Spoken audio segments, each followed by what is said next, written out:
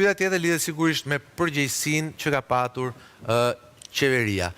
Pra pas 15 vjetës, cila ishte përgjegjësia e qeverisë së atëhershme për 21 janarin? 62.9% e të anketuarve thonë se ishte një krim shtetëror duke vrarë shtetas vetë. Pra kjo ishte përgjegjësia e qeverisë. Ndërkohë, 17.9% tonë mbrojti shtetin. Kemi një gabim dërshkrimor, pra mbrojti shtetin. Ndërkohë, 19.2% tonë mbrojti pushtetin e vetë. Pra, le të themi, këtu kemi një, sigurisht kemi një shumicë shumë të madhe dhe përgjegjësi shumë të fortë që vjet renda e qeverisë, apo jo? Pra, gati 63% thonë që kreu krim shtetëror duke vrarë shtetasit e vetë, sigurisht 19.2% një akuzë tjetër e rëndë, sepse tonë nuk mbrojti shtetin, por mbrojti pushtetin e vetë politik, dhe sigurisht kemi një pakicë prej gati 18% që thonë mbrojti shtetin.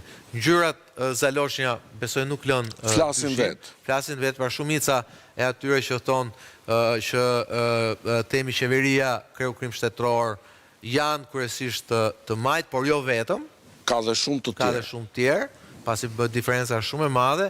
19.2% pra grupimi 2 tonë mbrojti pushtetin e vetë politik, pra një akuzë që nuk mbrojti shtetin, më mbrojti kariket e veta politike dhe sigurisht një 17.9% që duken qartë që janë pushtetës Regjimenti Berishës. Po, Mendoj që 19.2 do 20 gati mund të bashkohet me 62, sepse është e njëjta filozofi, edhe se mendoj që ki mbrojti pushtetin e vetë mund të ketë dhe shumë disident të krahut të Berishës, sepse edhe fjala mbrojti pushtetin tregon një subjektivitet të tyre ndaj figurës së Berishës dhe besoj që vërtet aty mund të kesh më shumë të djathtë që janë kundër Berishës se sa të majtë që janë pra cilët nuk e pranojnë krimin shtetëror, por ama pranojnë që kjo ishte... Jo, pranojnë që është krim, por thotë nga bërë për pushtetin. Po, e kanë bërë për pushtetin e vetë. Po, ndoshta ose nuk e pranojnë që është krim, por thonë nga ana tjetër nuk gjejnë edhe merita shtetërore. Ai nuk i bëjnë sy dritë vërtet për pushtetin. Mos harrojmë Lami që ambasadori i atëhershëm, zoti Arvizu, bëri një deklaratë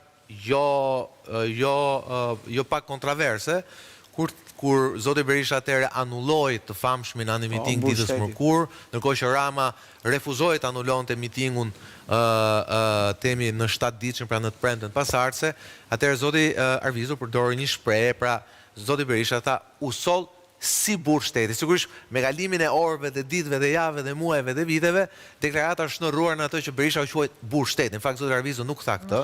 Zoti Arvizu tha sjellja e Berishës ishte sjellje si prej burrit shteti.